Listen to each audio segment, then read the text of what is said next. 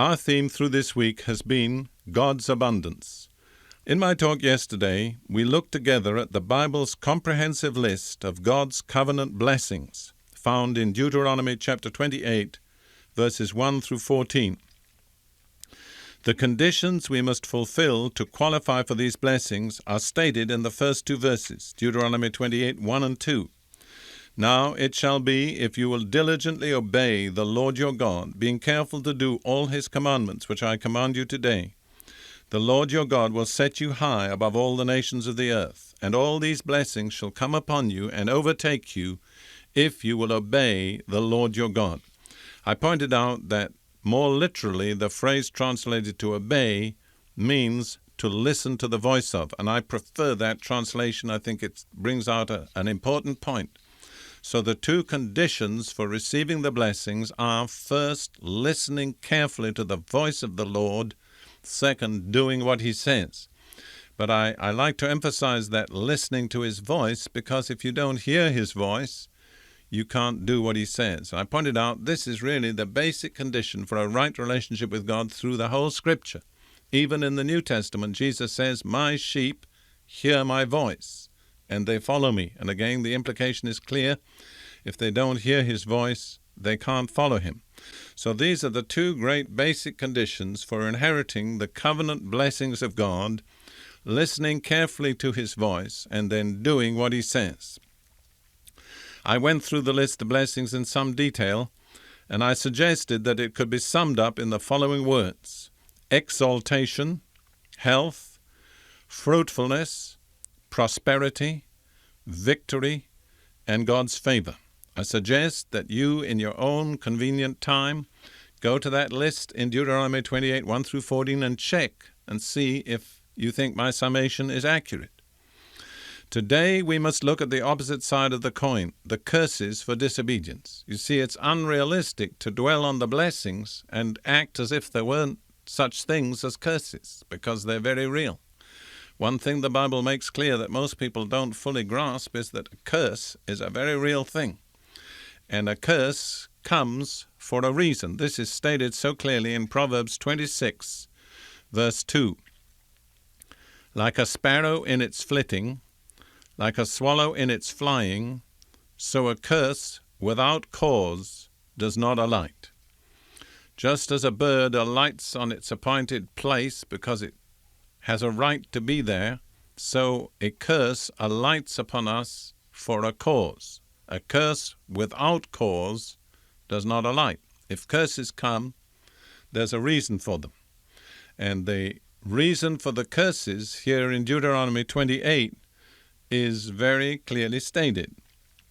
Deuteronomy 28:15, "But it shall come about, if you will not obey the Lord your God, to observe to do all his commandments and his statutes which I charge you today, that all these curses shall come upon you and overtake you." Once again, the phrase translated "obey the Lord" is really listen to the voice of the Lord. So the reason why the curses come is twofold. If you will not listen to the voice of the Lord, and you will not do what he says. So, very simply, the reason for curses is not listening to the voice of the Lord, not doing what he says. In other words, the curses come for exactly the opposite reason for which the blessings come. The blessings come through listening and doing. The curses come through not listening and not doing. That's very logical, very practical. Now, the full list of curses follows in Deuteronomy 28, verses 16 through 68, which is 53 verses. And they are all given over to the curses. You need to read that for yourself. I cannot go through it in detail in this brief talk. But you see, I think you'll find if you go through the list of curses, you'll discover that you're enduring curses when you should be enjoying blessings.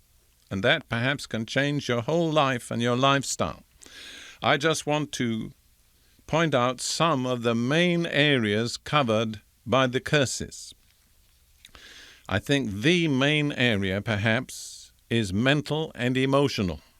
And there's a number of statements made. In verse 20, "The Lord will send you curses, confusion, and rebuke in everything you put your hand to." I would say the two curses there are confusion and frustration. Everything you try to do turns out wrong. Verse 28, the Lord will afflict you with madness and confusion of the mind. The curses there are madness and confusion of the mind. One thing emerges very clearly: confusion is a curse.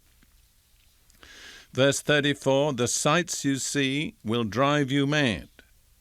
To be driven mad is a curse. Madness is a curse.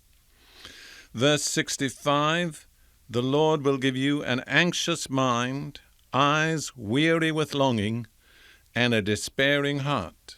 The curses there are anxiety, weariness, and despair. How many people you can see in almost any major city walking around bowed down under those curses and not really knowing why the curses have come. Now we'll move on to the area of the physical. And again, the list is long and totally comprehensive. Verse 21, the Lord will make the pestilence cling to you. That's pestilence. And notice it clings. We can't shake it off. Verse 22, the Lord will smite you with consumption and with fever and with inflammation. 3 curses: consumption, fever, inflammation. Verse 27, the Lord will afflict you with the boils of Egypt and with tumors, festering sores, and the itch from which you cannot be cured. The curses there are boils, tumors, festering sores, and the itch. Verse 28, the Lord will afflict you with blindness. Blindness is a curse. Verse 35, the Lord will afflict your knees and legs with painful boils that cannot be cured, spreading from the soles of your feet to the top of your head. Again, boils are singled out as a curse. Verse 59, the Lord will bring extraordinary plagues on you and your descendants, even severe and lasting plagues and miserable and chronic sicknesses. What a verse. What a terrible picture. And all that's curses. Extraordinary plagues, chronic sicknesses. Verse 60, the Lord will bring on you all the diseases of Egypt, of which you were afraid, and they shall cling to you. Now, I've spent 2 years of my life in Egypt, and I want to tell you there aren't many diseases that aren't found in Egypt. There's an awful list, and all the diseases of Egypt are part of the curse. And then, as if that weren't enough, the next verse, verse 61, says this: also every sickness and every plague which is not written in the book of this law, the Lord will bring on you until you are destroyed. So it's not merely all the sicknesses and plagues that are written in the book of the law, but all the rest that are not. In other words, every kind of sickness and every kind of plague is part of the curse. Now, there are other areas dealt with that I don't have time to touch on. The whole area of relationships, especially family relationships. Wrong family relationships are part of the curse. In closing this list of the curses, I want to deal with the area of finance. Of course, this is directly related to our theme, which is abundance. Here are the curses that affect the area of finance and possessions. Verse 29, you shall grope at noon as the blind man gropes in darkness, and you shall not prosper in your ways. Not prospering is a curse. Verse 47 and 48, which really sums all this up in the area of the material and the financial. Because you did not serve the Lord your God with joy and a glad heart for the abundance of all things. Notice that's God's will, that we serve Him with joy and a glad heart for the abundance of all things. Notice that beautiful word, abundance. What's the alternative if we don't meet the conditions? The next verse says, therefore you shall serve your enemies, whom the Lord shall send against you, in hunger, in thirst, in nakedness, and in the lack of all things. That's a curse. Actually, it's 4 aspects of one curse. Let me just point them out to you. Hunger, thirst, nakedness, lack of all things. All those are aspects of the curse. I sum them up in one phrase, and I think you'd agree with me. The phrase is absolute poverty. When you're hungry, you don't have anything to eat. You're thirsty, you don't have anything to drink. You're naked, you haven't any clothes to put on. And you're in lack of all things. That is absolute poverty. You cannot have greater poverty than that. And absolute poverty is a curse. Can you receive that? Poverty is a curse. It's not a blessing. It's not in the list of blessings. It's in the list of curses. Receive that. Study that passage for yourself.